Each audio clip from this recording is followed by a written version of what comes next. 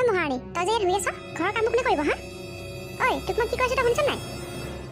মা, মই এনেই অকণমান শুই আছিলো, গাটো বৰ বেয়া লাগি আছিলে। তোৰনো গাটো কেতিয়া ভাল থাকে হা? কেতিয়া গা ভাল থাকে? কাম ধেৰ পৰি আছে, নহয় মানে মা, মূৰটো বৰ ঘূৰাই আছিলে আজিও, সেইটো কাৰণে শুই আছিলো। বলক, কি কাম আছে মোক দেখাই দিব বলক। কাম বন নকৰি এনেকৈ যদি তই শুই থাক, তই কি ওপৰতে খাবলৈ পাম বুলি ভাবিছ নেকি হা?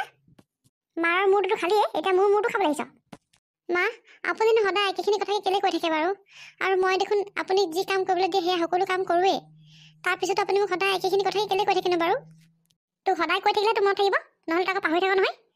এতিয়া মোৰ মুখে মুখে উত্তৰ দিব নালাগে, কাম পৰি আছে, কাম কৰহি। আৰু বাপেৰটো অহাৰ আগত সকলোবোৰ কাম কৰি চিজিল কৰি থবি, যাতে তোক কাম কৰি থকা আহি দেখি নাপায়হি। ঠিক আছে মা, হ'ব। কাম কৰি কৰি ভাগৰ লাগি গৈছেগে মোৰ, সকলো ৰেষ্টে যাব নাপাওঁ মই।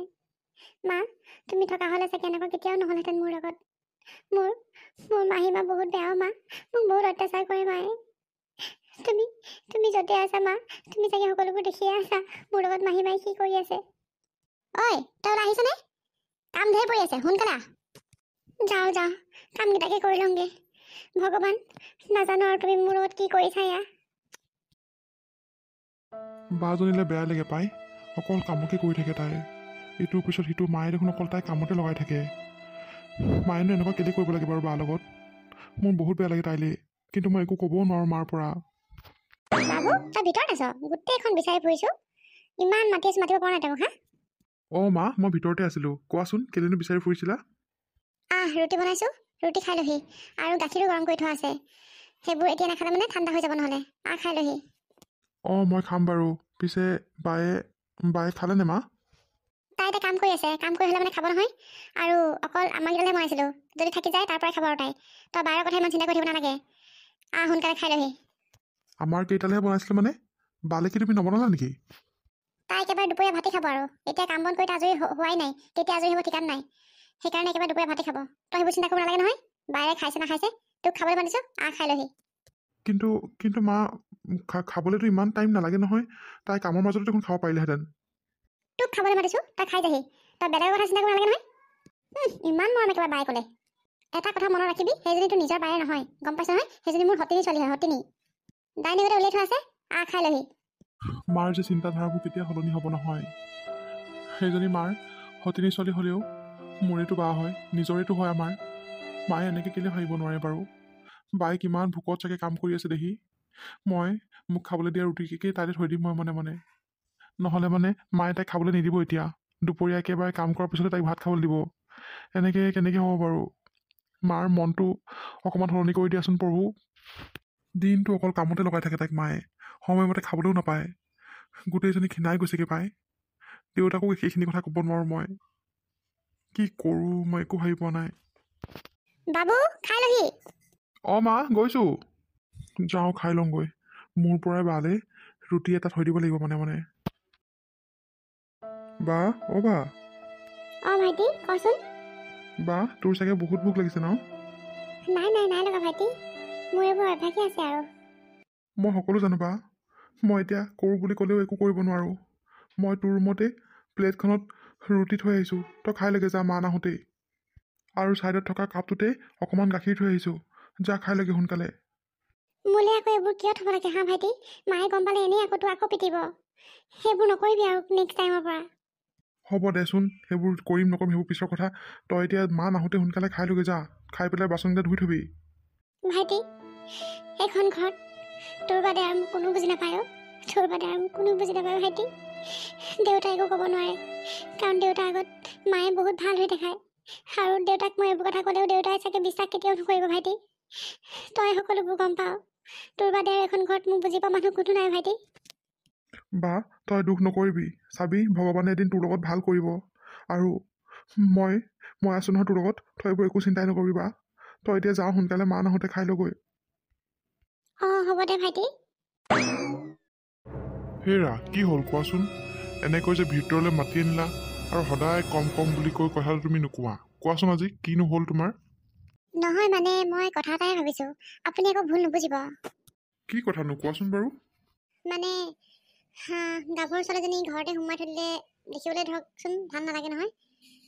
আমাৰ মাইনাও ইমান সৰু হৈ থকা নাই নহয়, 24-25 বছৰ হ'ল। বিয়া দিয়া একেবাৰে উপযুক্ত বয়স আৰু। ভাবিছোঁ মাইনালে ল'ৰা ছোৱা চাওঁ নেকি।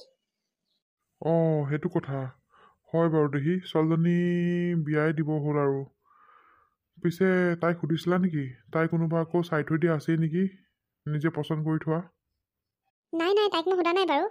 মই প্ৰথমতে আপোনাৰ লগত কথাটোহে পাতিছোঁ। আপুনি বা আকৌ বোলো কি কয়। যদি আপুনিও একমত তেতিয়াহ'লে মাইনাক মই কথাটো সুধিম যদি তাই কোনোবা চাই থৈ দিয়া আছে নে কি নে। ৰাও ছোৱালীজনী চাওঁতে চাওঁতে ডাঙৰেই হ'ল হেৰি উপায় নাই ছোৱালী জীৱন এনেকুৱাই আৰু এখন ঘৰ জন্ম হ'লে এখন ঘৰতে মৃত্যু হ'বগৈ লাগিব তাইক এবাৰ সুধি চাবা যদি তাই চাই থৈ দিয়া নাই তেতিয়াহ'লে আমি চাব লাগিব আৰু ল'ৰা তাইলৈ ঠিক আছে বাৰু দিয়ক। কি হ'ল ভাইটি তই যে ইমান মনে মনে ইয়ালৈ মাতি আনিলি। অ' বা মা আৰু দেউতাক মই কথা পাতি থকা শুনিছিলোঁ তোক মা আৰু দেউতাই বিয়া দিয়াৰ কথা কৈ আছিলে মোৰ বিয়া আৰু এতিয়াই ইমান সোনকালে। অঁ বা মায়ে দেউতাৰ আগত কৈ থকা শুনিছিলোঁ মই আৰু কৈছে যে তোৰ যদি কোনোবা চাই থোৱা আছে তেতিয়াহ'লে তাৰলৈকে বিয়া দিব তোৰ কোনোবা চাই থোৱা আছে নেকি বা চাই থোৱাটো নাই বাৰু কিন্তু ইমান সৰুতে মোৰ বিয়া হ'বলৈ অকণো মন নাই ভাইটি। মই কেনেকৈ বিয়া হওঁ বাৰু কচোন তই এতিয়াই। মই সকলো বুজি পাইছোঁ বা তই যেতিয়া মা আৰু দেউতাই তোক সুধিবলৈ আহিব তেতিয়া তই কৈ দিবি বিয়া নহওঁ বুলি দেই বা আৰু মোৰ পৰা তোক দূৰলৈ পঠিয়াবলৈ অকণো মন নাইও বা কিন্তু এটা কথাও বা তই এখন ঘৰত যিমানহে কষ্ট খাই আছ নহয় তাতকৈ বিয়া হৈ গ'লেই তই সুখত থাকিব পাৰিবি নেকি মোৰ পৰা তোক দূৰলৈ পঠিয়াবলৈ অকণো মন নাই কিন্তু ইয়াতো মই সদায় মোৰ চকুৰ আগত তোক কষ্ট দি থকাটো মই কেতিয়াও চাব নোৱাৰোঁ বা যদি ভিনদেউজন ভাল হয় তেতিয়া তই বিয়া হৈ যাবিগৈ বা তই এটলিষ্ট তাত সুখত থাকিব পাৰিবি ইয়াত তই ইমান কষ্ট খাই থাকিব নালাগে একো নাই মাজে মাজে মই তোৰ ওচৰলৈ গৈ থাকিম সেই এইটো ৰচোন তই একেবাৰে গৈ বহুত দূৰ পালিগে পাই। বিয়া হ'বলৈ মোৰ অকণো মন নাই তোক আৰু দেউতাক এৰি যাবলৈ একেবাৰে মন নাই ভাইটি। কিন্তু কি কৰিবি বিধাতাৰ নিয়ম ছোৱালী হৈ জন্ম হৈছোঁ যেতিয়া বিয়াটো পাতিবই লাগিব দেচোন। কিন্তু এতিয়াই বিয়া পাতিবলৈ মোৰ অকণো মন নাই ভাইটি। মোৰ কিবা এটা কৰিবলৈ মন আছিলে। তই ইয়াত থাকিলে একো কৰিব নোৱাৰিবি বা তই অকল মাৰ পৰা কষ্টহে পাবি ইয়াত অঁ মাজনী বাবু তহঁতি ইয়াত সোমাই আছ গোটেইখন বিচাৰি ফুৰিছোঁ তহঁতক অঁ দেউতা আমি ইয়াতে আছোঁ। কিয় বিচাৰিছিলা কোৱাচোন কিবা কাম আছিলে নেকি। নাই অ' মাজনী একো কাম নাই এনেহে বিচাৰিছিলোঁ পাই তহঁতক বোলো আজি আবেলিকে উলিয়াই লৈ যাওঁ এপাক কিবা কিবি কিনি দিমগৈ যাবিনে মই নাযাওঁ দিয়া দেউতা। তুমি ভাইটিকে লৈ যাবা। মই গ'লে আকৌ মা অকলে থাকিব নহয় ঘৰত। মই কিন্তু বা নগ'লে ময়ো নাযাওঁ দেউতা আমি গ'লে দুয়োটাই যাম আৰু নগ'লে এটাও নাযাওঁ ভাইটি তই যাবি দেউতাৰ লগত। নহ'ব বা আমি গ'লে দুয়োটাই একেলগে যাম আৰু নগ'লে এটাও নাযাওঁ তোৰ পৰা যে উপায় নাই আৰু। ঠিক আছে দিয়া দেউতা আমি গধূলি বাৰু একেলগে ওলাই যাম। ঠিক আছে দে তহঁতি খালি গধূলি ওলাই ৰেডি হৈ থাকিবি অঁ ঠিক আছে দেউতা মা কিয় মাতিছিলে মোক। অঁ মহাৰাণী আজিৰ পৰা তই কামবোৰ জোখতকৈ বেছিকৈ কৰিব লাগিব। তোক আমি বিয়া দিবলৈ ওলাইছোঁ তই গম পাৱ নাই। বিয়া মানে মা অঁ তোলৈ আমি ল'ৰা ছোৱালী ষ্টাৰ্ট কৰি দিলোঁ। নে আকৌ তই ক'ৰবাত চাই থৈছ নেকি আকৌ ল'ৰা ছোৱা। মোৰ ইমান সোনকালে বিয়া হ'বলৈ মন নাই মা। মই ইমান সৰুতে মই বিয়া কেনেকৈ হ'ম বাৰু। তই এতিয়া সৰু হৈ আছ। তোৰ বয়সৰ বেলেগ চলি থাকিলেচোন। দুটা তিনিটা ল'ৰা ছোৱালী মাক বনি আছে। কিন্তু মা মোৰ চাকৰি এটা কৰিবলৈ বহুত মন আছিলে। ৰাম থ পাই তই চাকৰি কৰি ফালিব নালাগে ঐ। আৰু তই চাকৰি কৰি কাক খুৱাবি হা তই চাকৰি কৰে।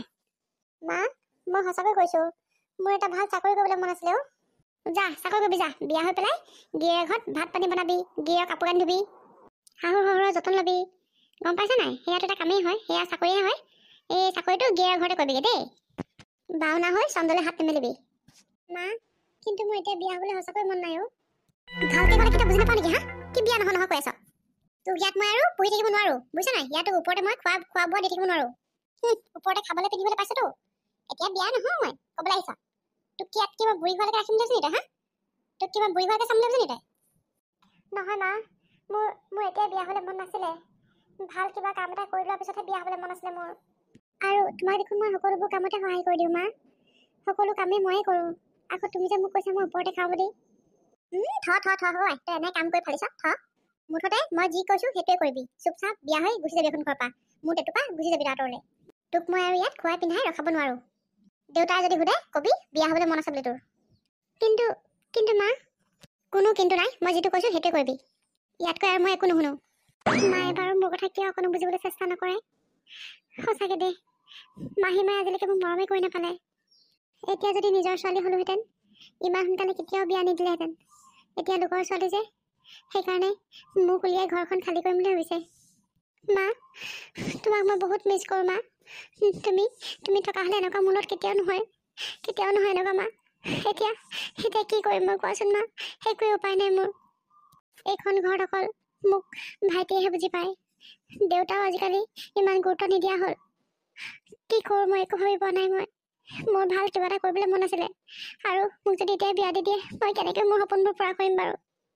কি কৰোঁ মই?